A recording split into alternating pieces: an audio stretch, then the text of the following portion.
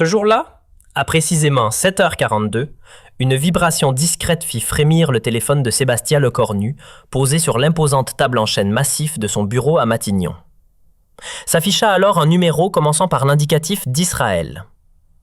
Un battement de cœur suffit au Premier ministre français pour suspendre son geste, son regard happé par les raies de lumière dorée qui s'infiltraient entre les plis épais des rideaux bordeaux. Une clarté inhabituelle, presque solennelle, semblait annoncer que cette journée sortirait du cadre de l'ordinaire. Sans mot dire, il décrocha. Une voix, tendue, métallique, pesée au milligramme, s'éleva. Celle d'un conseiller diplomatique israélien. Monsieur le Premier ministre, le cabinet de sécurité d'Israël vient de trancher sur une mesure d'ampleur au sujet des otages.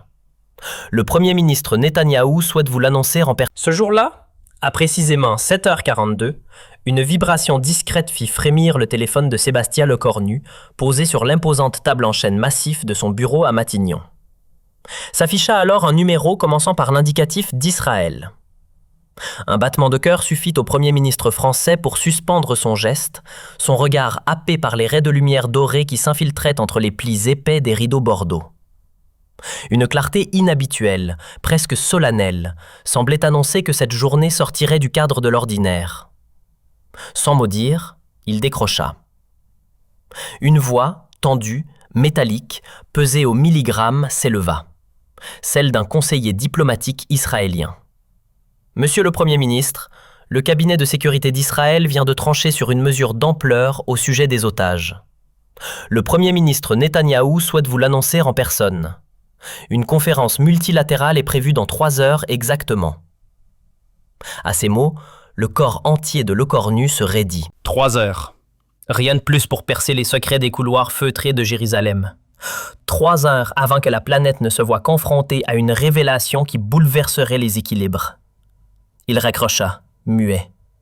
Ses yeux, d'un bleu coupant, se tournèrent vers la fenêtre. Paris s'étirait doucement dans l'aube naissante, sans soupçonner qu'une onde de choc diplomatique fonçait droit sur elle. Mais attends, tu ne sais pas encore ce qui va réellement se passer. Dans ces 3 heures, personne ne le savait à cet instant. Pas même les agents des services secrets français de la Direction générale des études et de la coordination qui, au même moment, analysaient frénétiquement des rapports cryptés en provenance du Moyen-Orient dans leurs bureaux souterrains.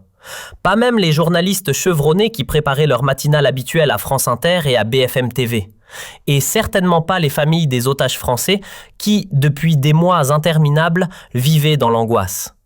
La paix totale était un espoir qui s'amenuisait jour après jour.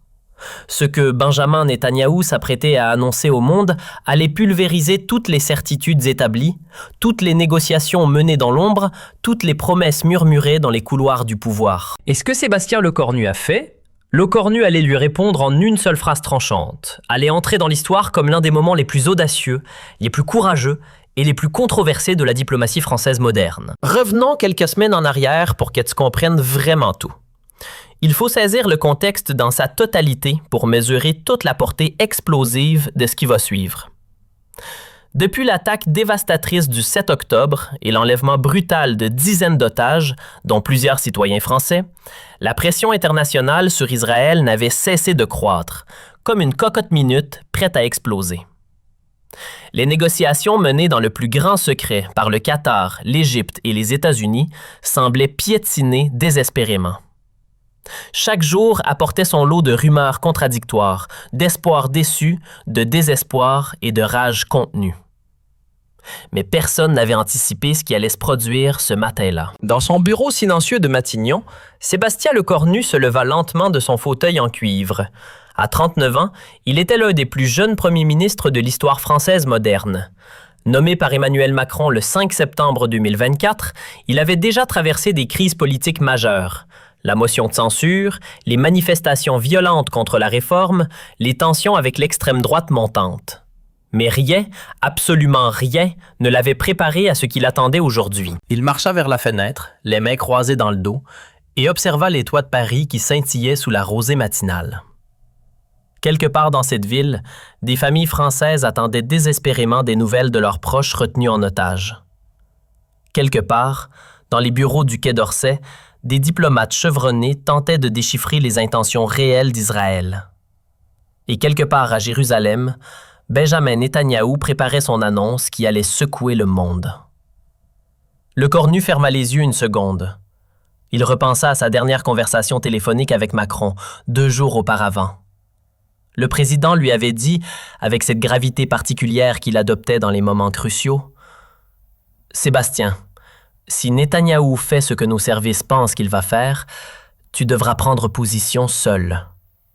Sans attendre mon retour d'Asie, la France ne peut pas se taire. » Ces mots résonnaient encore dans sa tête, comme un tambour de guerre. Prendre position, seul, sans filet de sécurité. 3 heures plus tard, la conférence multilatérale commence. Sur l'écran géant installé dans la salle de crise de Matignon, les visages des dirigeants mondiaux apparurent un par un. Le président américain, le chancelier allemand, le premier ministre britannique, le secrétaire général de l'Organisation des Nations Unies. Tous attendent. L'atmosphère était électrique, chargée d'une tension presque palpable. Et puis, Benjamin Netanyahou apparut. Son visage remplissait l'écran, ses traits tirés trahissant des semaines de nuit blanche et de décisions impossibles.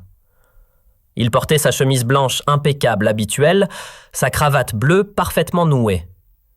Mais dans ses yeux, le cornu perçut quelque chose qu'il n'avait jamais vu auparavant. Une détermination absolue mêlée à autre chose, quelque chose de plus sombre, quelque chose qui ressemblait à du désespoir calculé. Sa voix grave résonna dans la salle comme un verdict. « Mesdames et messieurs les dirigeants, j'ai une annonce importante à faire ce matin. Après des semaines de négociations intensives et suite à la réponse finale reçue du Hamas hier soir, le gouvernement israélien a décidé de procéder à la libération de tous les otages.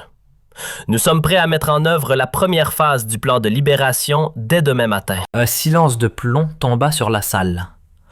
Le cornu sentit tous les regards se tourner vers lui. Les otages français allaient être libérés. C'était ce que tout le monde attendait depuis des mois. C'était le miracle diplomatique que personne n'osait plus espérer. Alors, pourquoi cette boule d'angoisse dans son estomac? Pourquoi cette alarme qui hurlait dans sa tête? Netanyahou continua, chaque mot soigneusement articulé. La première phase commencera demain à l'aube. Elle concernera la libération de tous les otages civils, femmes et enfants en priorité. En échange, Israël libérera des prisonniers palestiniens selon une liste préétablie. La deuxième phase suivra dans les jours suivants et concernera les otages militaires. La troisième phase sera la remise des corps des otages décédés. Le premier ministre britannique intervint immédiatement. Sa voix, tremblante d'émotion, « C'est une nouvelle extraordinaire, Monsieur le Premier ministre. Le monde entier vous en sera reconnaissant. » Le chancelier allemand acquiesça vigoureusement. « C'est le résultat de votre courage et de votre persévérance. » Le président américain ajouta, « Israël a montré qu'il était possible de négocier, même dans les circonstances les plus difficiles. » Mais le cornu restait silencieux. Ses collaborateurs les plus proches, assis autour de la grande table, le regardait avec inquiétude. Pourquoi ne disait-il rien? Pourquoi ce silence pesant, alors que tous les autres dirigeants félicitaient Netanyahou? Son conseiller diplomatique, Marc Vallière, se pencha vers lui et murmura. « Monsieur le Premier ministre, vous devriez dire quelque chose. » Le silence de la France se remarquait. Le cornu leva une main pour le faire taire. Ses yeux ne quittaient pas l'écran. Il observait Netanyahou avec une intensité laser, cherchant à déchiffrer ce qui se cachait derrière cette annonce apparemment miraculeuse. Et soudain, il le vit. Un micro-mouvement dans les yeux du premier ministre israélien. Une hésitation infinitésimale quand il avait prononcé le mot « tous ». Une crispation imperceptible de la mâchoire lorsqu'il avait dit « première phase ». C'était là. Le mensonge était là, enfoui dans les plis de cette annonce historique. Netanyahou n'allait pas libérer tous les otages, ou du moins, pas dans les conditions annoncées. Il y avait un piège, une clause cachée, un détail crucial que le premier ministre israélien avait soigneusement omis de mentionner. Le cornu le sentit dans ses tripes, avec cette certitude absolue que seuls les politiciens expérimentés développent après des années à naviguer dans les eaux troubles de la diplomatie internationale. Le modérateur de la conférence intervint. « Y a-t-il d'autres questions ou commentaires avant que nous ne passions aux détails techniques? » C'était le moment. Le moment où le cornu devait soit se taire et laisser passer cette annonce, soit prendre le risque de tout faire exploser, en posant la question que personne d'autre n'osait poser. Il pensa aux familles françaises, aux parents qui attendaient, aux enfants qui voulaient retrouver leurs parents, aux promesses qu'il avait faites, aux valeurs que la France était censée défendre. Et il prit sa décision. Sébastien Lecornu se pencha vers le microphone, et toute la salle retint son souffle. Sa voix était calme, posée, mais chargée d'une autorité qui fit tressaillir même les plus aguerris. Monsieur le Premier ministre Netanyahou, j'ai une question avant que nous célébrions prématurément cette annonce. Le visage de Netanyahou se figea sur l'écran.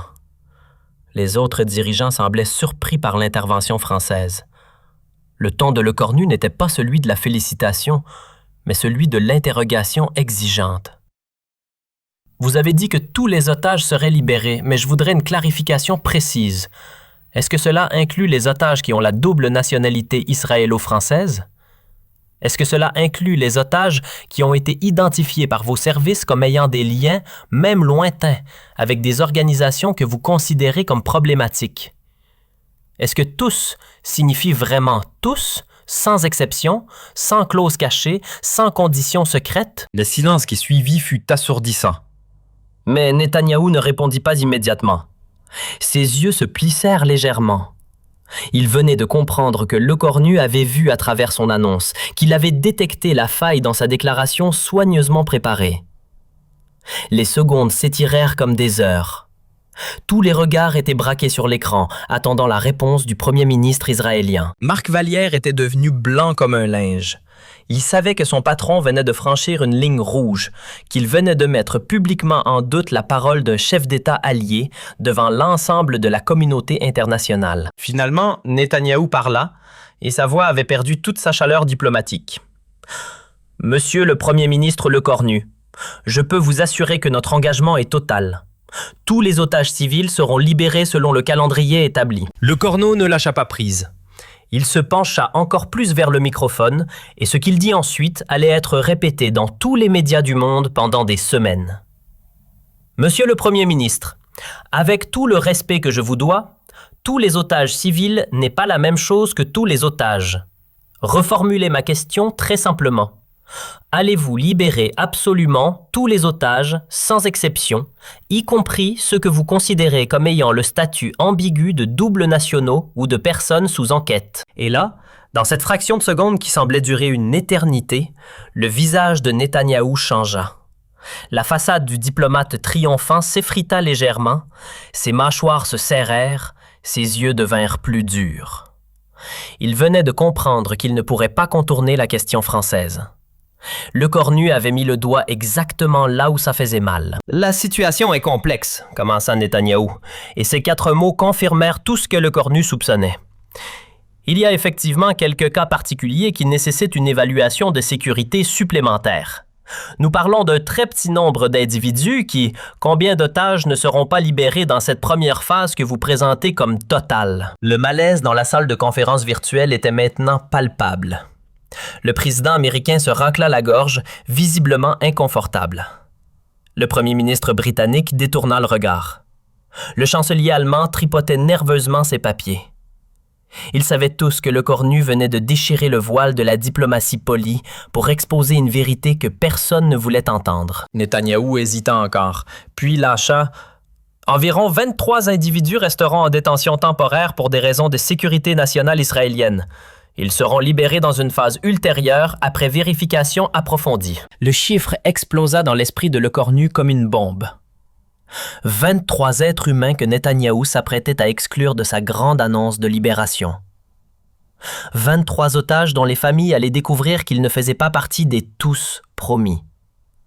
23 personnes dont la liberté dépendait de critères arbitraires, décidés unilatéralement par le gouvernement israélien. Et parmi ces 23, les services français avaient identifié au moins 7 citoyens français ou binationaux. Cette famille française qui allait vivre l'espoir, puis la dévastation, en l'espace de quelques heures. Lecornu ferma les yeux pendant 2 secondes. 2 secondes pour rassembler tout son courage.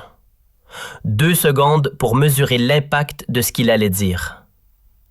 2 secondes pour accepter que sa carrière politique pourrait se terminer là. Et il prononça les mots qui allaient changer le cours de cette crise. Alors, ce n'est pas tout. Ces 5 mots tombèrent comme un couperet. La réponse de Lecornu, en une seule phrase, simple, directe, implacable. Une phrase qui démantelait toute la rhétorique de Netanyahou. Une phrase qui exposait la manipulation. Une phrase qui allait déclencher une tempête diplomatique sans précédent. Le visage de Netanyahou devint rouge de colère contenue. Sa main serra convulsivement le bord de son bureau. Il comprit immédiatement que Lecornu venait de le piéger publiquement devant tous les leaders mondiaux. « Monsieur le Premier ministre Lecornu », sa voix était maintenant glaciale, « je trouve votre intervention particulièrement déplacée et irresponsable. Israël fait un effort historique pour eux. » Mais Lecornu ne le laissa pas terminer. Il enchaîna avec une force tranquille qui sidéra tous les présents. Non, monsieur le Premier ministre Netanyahou, ce qui est irresponsable, c'est d'annoncer au monde une libération totale des otages alors que vous savez pertinemment que 23 personnes resteront captives. Ce qui est déplacé, c'est de manipuler l'espoir de familles désespérées avec des annonces incomplètes. Ce qui est inacceptable, c'est de créer une catégorie d'otages de seconde zone basée sur des critères que vous refusez de rendre publics. Le ton montait. Marc Vallière posa une main apaisante sur l'épaule de Lecornu, mais le premier ministre français l'ignora complètement. Quelque chose s'était brisé en lui.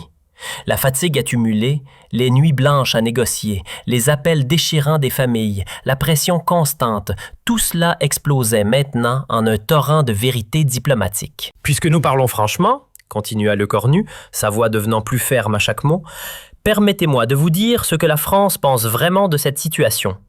Nous soutenons le droit d'Israël à se défendre. Nous condamnons le terrorisme du Hamas sans ambiguïté. Mais nous ne resterons pas silencieux quand on nous présente des demi-vérités comme des victoires complètes. Nous ne célébrerons pas une libération partielle déguisée en libération totale. Et nous n'accepterons jamais que des citoyens français soient exclus d'un accord de libération pour des raisons que vous refusez de justifier publiquement. » Les autres dirigeants étaient pétrifiés. Personne n'avait jamais vu un premier ministre français s'adresser ainsi à un dirigeant israélien lors d'une conférence internationale. Le tabou venait d'être brisé. Netanyahou tenta de reprendre le contrôle. La France devrait faire attention à ne pas compromettre un accord qui a nécessité des mois de... Lecornu le coupa à nouveau, et cette fois sa voix était tranchante comme une lame. Non, monsieur le Premier ministre, c'est vous qui devriez faire attention. Attention à ne pas perdre le soutien des nations qui vous ont défendu, même quand c'était politiquement coûteux. Attention à ne pas transformer des alliés en adversaires par votre arrogance. Attention à ne pas oublier que la confiance, une fois brisée, ne se répare pas facilement. Le silence qui suivit fut total. On aurait pu entendre une mouche voler dans la salle de trise de Matignon. Les collaborateurs de Lecornu le regardaient avec un mélange d'admiration et de terreur. Leur patron venait soit de commettre un suicide politique spectaculaire, soit de réaliser l'un des coups diplomatiques les plus audacieux de l'histoire récente. Netanyahou sembla sur le point d'exploser. Sa respiration était visible, même à travers l'écran. Ses poings étaient serrés. Mais avant qu'il ne pût répliquer, le secrétaire général de l'Organisation des Nations Unies intervint d'une voix tremblante. « Messieurs, je pense que nous avons tous besoin d'une pause pour eux. » « Non, dit Lecornu fermement. Pas de pause. Pas de faux fuyants diplomatiques. Monsieur le Premier ministre Netanyahou, je vais vous poser une dernière question, et je veux une réponse claire devant tous les dirigeants présents. Allez-vous, oui ou non, libérer les 7 citoyens français qui figurent sur votre liste d'exclusion, dans les mêmes conditions et selon le même calendrier que les autres otages? C'était l'ultimatum. La ligne. Dans le sable, le moment de vérité. Tous les regards convergèrent vers Netanyahou. Le premier ministre israélien resta silencieux pendant ce qui sembla une éternité. Son visage était un masque impénétrable. On pouvait presque voir les calculs politiques défiler derrière ses yeux. S'il refusait, il risquait de perdre le soutien français et probablement celui d'autres nations européennes. S'il acceptait, il montrait qu'il cédait à la pression internationale, ce qui serait perçu comme une faiblesse par sa propre coalition gouvernementale, déjà fragile. Finalement, il parla. Et sa voix était chargée de ressentiment à peine contenu. Les citoyens français seront inclus dans la première phase de libération, à condition que la France s'engage à coopérer pleinement avec nos services de sécurité concernant les vérifications nécessaires. Le Cornu hocha lentement la tête. La France coopère toujours avec ses alliés dans le respect du droit international et des droits humains fondamentaux. Nous attendons la liste complète des otages qui seront libérés demain matin, avec leur nom, nationalité et statut pour vérification. Cette liste devra être transmise aux Nations Unies et rendue publique. Netanyahou comprit qu'il n'avait plus d'échappatoire. Le Cornu venait de le coincer dans un engagement public dont il ne pourrait pas se dédire sans perdre toute crédibilité internationale. « C'est acceptable ?» dit-il finalement. Mais le ton de sa voix laissait clairement entendre que rien n'était pardonné. La conférence se termina dans une atmosphère glaciale. Les écrans s'éteignirent un par un. Dans la salle de crise de Matignon, personne ne bougea. Les collaborateurs de Le Cornu le regardaient comme s'ils voyaient leur patron pour la première fois. Puis, lentement, Marc Vallière commença à applaudir. Un autre collaborateur se joignit à lui, puis un autre, jusqu'à ce que toute la salle soit debout, applaudissant leur premier ministre qui venait de tenir tête à l'un des dirigeants les plus puissants du monde. Le Cornu se leva lentement de sa chaise. Il était épuisé. Ses mains tremblaient légèrement de l'adrénaline qui reflua. Il savait. Il savait que les conséquences de ce qu'il venait de faire allaient se déployer dans les heures et les jours suivants. Les attaques médiatiques, les pressions politiques, les accusations d'antisémitisme que certains ne manqueraient pas de brandir. Mais il savait aussi qu'il avait fait la seule chose juste. Dans les heures qui suivirent, l'enfer se déchaîna. Un acteur politique ou un média non précisé mobilisa immédiatement ses relais pour exiger la démission du premier ministre. Mais quelque chose d'inattendu se produisit. Quelque chose que ni Le Cornu ni Netanyahou n'avaient anticipé. Les familles des otages, toutes nationalités confondues, commencèrent à manifester leur soutien au premier ministre français. Des rassemblements spontanés se formèrent devant l'ambassade de France dans plusieurs capitales. Les réseaux sociaux explosèrent de messages de gratitude envers le seul dirigeant qui a eu le courage de dire la vérité. Un père israélien, dont le fils était parmi les otages, publia une vidéo émouvante. « Merci, monsieur Le Cornu. Vous avez dit ce que nous pensions tous, mais que personne n'osait exprimer. Notre gouvernement nous mentait et vous l'avez exposé. Grâce à vous, mon fils sera libéré demain. » Les médias internationaux, après le choc initial, commencèrent à analyser la confrontation avec plus de nuances. Le New York Times titrait « Un moment de vérité diplomatique ». Le Guardian parlait de « courage politique dans un monde de langue de bois ». Même certains médias israéliens progressistes commencèrent à questionner la stratégie de communication de Netanyahou. En France, l'opinion publique était massivement derrière Le Cornu. Un sondage éclair montrait que 77% des Français approuvaient sa prise de position. Les syndicats, les associations, même des personnalités politiques de l'opposition exprimèrent leur soutien. Emmanuel Macron, qui suivait les événements depuis son déplacement en Asie, appela Le Cornu tard dans la soirée. « Sébastien, vous avez fait ce qu'il fallait faire. La France est fière de vous ce soir. » Le lendemain matin, comme promis, la liste complète des otages à libérer fut transmise aux Nations Unies et rendue publique. Les 7 citoyens français y figuraient. Netanyahou avait tenu sa parole, contraint et forcé par la pression internationale déclenchée par l'intervention de Le Cornu. À l'aube, les premiers otages franchirent la frontière de Gaza. Les images de leurs retrouvailles avec leurs familles firent le tour du monde. Des larmes, des étreintes, des cris de joie. Et dans chaque interview, les familles françaises répétaient le même message. « Merci à monsieur Le Cornu. Sans lui, nos proches seraient restés derrière. » Mais l'histoire ne s'arrêta pas. Dans les semaines suivantes, la dynamique géopolitique au Moyen-Orient changea subtilement, mais profondément. D'autres nations européennes, enhardies par l'exemple français, commencèrent à adopter des positions plus critiques et plus nuancées vis-à-vis de la politique israélienne. Le monopole du discours pro-israélien sans réserve se fissura. Les négociations sur les phases suivantes de libération des otages prirent une tournure différente. Échaudé par l'humiliation publique, Netanyahou devint plus transparent et plus coopératif, sachant que toute tentative de manipulation serait immédiatement exposée. Le Hamas, de son côté, réalisa qu'il ne pouvait plus compter sur les divisions au sein de la communauté internationale pour gagner du temps. Dans les cercles diplomatiques, on commença à parler de l'effet Lecornu, le phénomène par lequel un dirigeant politique, en brisant un tabou et en disant une vérité inconfortable, peut changer la dynamique entière d'une négociation internationale. Des conférences furent organisées dans les écoles de diplomatie pour étudier cette confrontation comme un cas d'école. Certains analystes la comparèrent au discours de Churchill, d'autres à la position de De Gaulle sur l'Algérie. Pour Sébastien Lecornu lui-même, cette journée marqua un tournant. Il n'était plus le jeune premier ministre nommé par Macron, celui dont on doutait de la stature internationale. Il était devenu un homme d'État respecté, craint et écouté.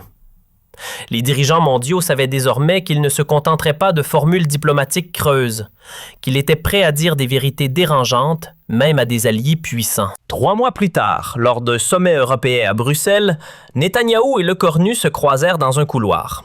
Les caméras étaient loin, les conseillers maintenaient une distance respectueuse. Les deux hommes se regardèrent pendant quelques secondes. « Vous avez fait votre travail ce jour-là », dit Netanyahou en tendant la main. « Comme vous auriez dû faire le vôtre, dire toute la vérité dès le départ », répondit Lecornu en lui serrant la main fermement. Ils se séparèrent sans un mot de plus, mais quelque chose avait changé. Un respect mutuel était né de cette confrontation, le genre de respect qui ne vient que lorsque deux adversaires se sont affrontés sans faux-semblant. L'histoire retint cette journée non pas comme un conflit entre la France et Israël, mais comme un moment où un dirigeant avait eu le courage de privilégier la vérité sur la commodité diplomatique, où l'intégrité avait primé sur l'opportunisme politique, où une seule phrase avait suffi à démasquer une manipulation et à sauver des vies. Alors ce n'est pas tout.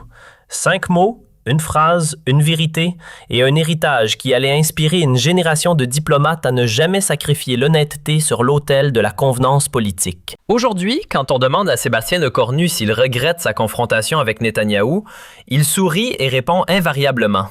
Regretter d'avoir dit la vérité? Jamais. C'est peut-être la seule chose en politique dont on ne devrait jamais avoir à s'excuser. Et quelque part, dans des maisons à travers la France, des familles réunies avec leurs proches libérés lèvent leur verre chaque année à la date anniversaire de cette conférence en prononçant ce toast simple mais chargé de sens. À l'homme qui a osé dire « Alors ce n'est pas tout ». Quelque chose qui ne fut révélé que des mois plus tard dans les mémoires confidentielles d'un diplomate américain présent lors de cette conférence. Quelque chose qui change complètement la perception de ce moment. 2 heures avant la conférence, pendant que Lecornu marchait nerveusement dans son bureau à Matignon, un email crypté arriva sur le serveur sécurisé de la Direction générale de la sécurité. L'expéditeur était anonyme, mais les métadonnées indiquaient une origine proche des services de renseignement israéliens. Le message contenait un document explosif. La liste complète des 23 otages que Netanyahou comptait exclure de la libération, avec les raisons détaillées de chaque exclusion. Parmi ces raisons figuraient des éléments qui auraient fait scandale s'ils avaient été rendus publics. 3 otages étaient exclus simplement parce qu'ils avaient critiqué la politique israélienne sur les réseaux sociaux avant leur enlèvement. 5 autres parce qu'ils avaient des liens familiaux lointains avec des Palestiniens. 2 parce qu'ils avaient participé à des manifestations pour la paix à Tel Aviv. Le document révélait que Netanyahou savait parfaitement que ces critères ne tiendraient jamais devant un examen international et qu'il comptait sur le silence complice de la communauté internationale, trop heureuse de célébrer une victoire diplomatique partielle plutôt que d'affronter une vérité embarrassante. Ce fut ce document qui donna à Lecornu le courage d'agir. Il savait exactement ce que Netanyahou cachait. Il avait les preuves, mais il ne pouvait pas les révéler publiquement sans mettre en danger la source qui avait risqué sa vie pour les transmettre. Alors il avait choisi une stratégie différente. Forcer Netanyahou à admettre lui-même la vérité par des questions si précises qu'il ne pourrait pas esquiver. L'Hélière, qui avait lu le document en même temps que Lecornu, avait supplié son patron de ne pas utiliser ces informations. « C'est trop risqué. Si Netanyahou comprend que nous avons accès à ses communications internes, cela pourrait déclencher une crise diplomatique majeure. Nous pourrions être accusés d'espionnage. » Mais Lecornu avait répondu d'une voix qui ne tremblait pas. « Et si nous ne faisons rien, 23 personnes resteront en captivité pour des raisons qui violent tous les principes que nous prétendons défendre. Je ne peux pas vivre avec ça sur la conscience. Pas pour sauver ma carrière, pas pour éviter un scandale diplomatique. » Cette conversation ne fut jamais rendue publique. Le document fut détruit après la conférence, ses cendres dispersées dans la Seine par un agent de la Direction générale de la sécurité extérieure dont l'identité reste classifiée à ce jour. Mais la source qui l'avait transmise, un officier israélien désenchanté par les méthodes de son gouvernement, continua à fournir des informations cruciales à la France dans les années qui suivirent, contribuant à sauver d'innombrables vies dans des situations de crise. Voilà pourquoi Le Cornu avait été si précis dans ses questions. Pourquoi il connaissait le chiffre exact. 23. Pourquoi il avait mentionné spécifiquement les doubles nationaux et les personnes sous enquête? Il ne devinait pas, il savait. Et Netanyahou, en l'entendant poser ces questions avec une telle précision, avait compris immédiatement que quelqu'un dans son propre camp l'avait trahi. On raconte que ce soir-là, dans son bureau de Jérusalem, le premier ministre israélien ordonna une enquête interne, qui aboutit à une arrestation discrète. 2 ou 3 officiers du Mossad soupçonnés d'avoir des sympathies pour l'opposition politique. L'un d'eux fut forcé à la démission anticipée. Un autre disparut mystérieusement pendant 6 mois avant de réapparaître à Londres avec une nouvelle identité. Le troisième, le véritable coupable, ne fut jamais identifié et continue probablement à servir dans les rangs des services secrets israéliens, portant son secret comme une médaille invisible. Cette dimension cachée de l'affaire explique aussi pourquoi, lors de leur rencontre dans ce couloir de Bruxelles 3 mois plus tard, Netanyahou avait dit à Le Cornu « Vous avez fait votre travail ». C'était une reconnaissance à double sens. Netanyahou savait que Le Cornu avait eu accès à des informations qu'il n'aurait jamais dû avoir. Il savait que le premier ministre français aurait pu l'humilier bien plus profondément en rendant public le document compromettant. Mais Les Cornu allait choisir de protéger sa source, de préserver un minimum de dignité pour Israël tout en obtenant le résultat essentiel, la libération de tous les otages, sans exception. Le véritable génie diplomatique de Le Cornu ce jour-là n'est pas simplement le courage de confronter un allié puissant, mais l'intelligence de savoir jusqu'où aller et où s'arrêter. De comprendre que le but n'était pas de détruire Netanyahou ou de saboter les relations franco-israéliennes, mais d'obtenir un résultat concret, la liberté de 23 êtres humains qui allaient être sacrifiés sur l'autel de la raison d'État. Dans les années qui suivirent, Le Cornu ne parla jamais de ce document. Pas même à Emmanuel Macron qui ne le découvrit que bien plus tard par une indiscrétion d'un agent retraité de la Direction générale de la sécurité extérieure. Quand le président confronta son premier ministre à ce sujet, Le Cornu répondit simplement « Certaines choses doivent rester dans l'ombre pour que la lumière puisse briller là où c'est nécessaire. » Cette philosophie devint la marque de fabrique du style Le Cornu en matière de politique étrangère. Pendant le reste de son mandat, il continua à surprendre observateurs et adversaires par sa capacité à obtenir des résultats spectaculaires dans des situations apparemment bloquées. On le vit négocier la libération de journalistes français retenus en Iran en utilisant des canaux secrets que personne ne soupçonnait. On le vit désamorcer une crise diplomatique majeure avec l'Algérie en s'appuyant sur des informations que les services français n'étaient pas censés posséder. On le vit transformer des confrontations potentiellement désastreuses en victoires diplomatiques par une combinaison de courage public et de manœuvres discrètes dans l'ombre. Cette philosophie devint la marque de fabrique du style Le Cornu en matière de politique étrangère. Pendant le reste de son mandat, il continua à surprendre observateurs et adversaires par sa capacité à obtenir des résultats spectaculaires dans des situations apparemment bloquées. On le vit négocier la libération de journalistes français retenus en Iran en utilisant des canaux secrets que personne ne soupçonnait. On le vit désamorcer une crise diplomatique majeure avec l'Algérie en s'appuyant sur des informations que les services français n'étaient pas censés posséder. On le vit transformer des confrontations potentiellement désastreuses en victoires diplomatiques par une combinaison de courage public et de manœuvres discrètes dans l'ombre. Les étudiants débattent passionnément de la moralité de cette approche. Était-il éthique pour Le Cornu d'utiliser des informations obtenues probablement par espionnage? Aurait-il dû révéler publiquement l'existence du document? Où se situe la ligne entre la diplomatie habile et la manipulation? Ces questions restent ouvertes, sujettes à des interprétations multiples selon les perspectives politiques et philosophiques de chacun. Mais une chose est certaine, 23 personnes qui auraient dû rester en captivité sont libres aujourd'hui. 23 familles qui auraient dû continuer à souffrir ont retrouvé leurs proches. Et cela, personne ne peut le nier. Personne ne peut le minimiser. 5 ans après cette confrontation historique, Un journaliste du Monde réussit à obtenir une interview rare avec Lecornu, qui avait depuis quitté Matignon pour devenir ministre des Affaires étrangères sous un nouveau gouvernement. À la question « Si vous deviez revivre cette journée, feriez-vous les choses différemment ?» Lecornu resta silencieux pendant un long moment, regardant par la fenêtre de son bureau au Quai d'Orsay, où la Seine coulait paisiblement.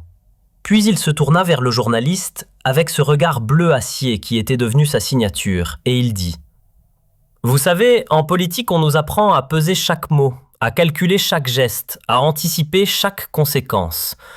Mais parfois, il faut simplement faire ce qui est juste, même si c'est dangereux, même si c'est impopulaire, même si cela peut détruire votre carrière. Je dormirais moins bien aujourd'hui si j'avais fait autrement. Le journaliste nota cette réponse, puis posa la question que tous se posaient depuis des années. Est-il vrai que vous aviez accès à des documents confidentiels israéliens ce jour-là? Lecornu sourit, mais ne répondit pas directement. Ce qui est vrai, c'est que 23 personnes sont libres aujourd'hui. Le reste n'est que spéculation. Et c'est sur cette note d'ambiguïté calculée que l'interview se termina. Lecornu avait encore une fois démontré son talent pour dire ce qui devait être dit, tout en gardant ce qui devait rester secret. Cette capacité à naviguer entre transparence et discrétion, entre courage public et prudence stratégique, était devenue la marque d'un homme d'État véritablement exceptionnel. L'histoire de cette confrontation se transmit de génération en génération dans les couloirs du pouvoir français. Elle devait être une légende, un conte moral sur le courage et l'intégrité en politique. Les jeunes diplomates l'écoutaient avec des yeux brillants, rêvant du jour où eux aussi pourraient défendre la vérité avec autant de force. Les cyniques haussaient les épaules, la qualifiant de coup de chance ou de manipulation médiatique habile. Mais ceux qui étaient là ce jour-là, ceux qui avaient vu le visage de Lecornu quand il avait prononcé ces 5 mots fatidiques, ceux-là savaient que c'était quelque chose de plus profond, quelque chose de plus rare. Un moment de vérité absolue dans un monde construit sur des demi-vérités et des compromis. Un ancien officier du Mossad regarde parfois les étoiles la nuit et se souvient du jour où il a envoyé un email qui a changé le destin de 23 personnes. Il ne sait pas si Lecornu pense encore à lui, s'il se demande qui était cette source mystérieuse qui a tout risqué pour faire triompher la justice. Mais peu importe, il sait qu'il a fait ce qui était juste. Et parfois, dans ce monde complexe et cruel, c'est tout ce qui compte. Alors, la prochaine fois que tu entends un politicien faire une annonce qui semble trop belle pour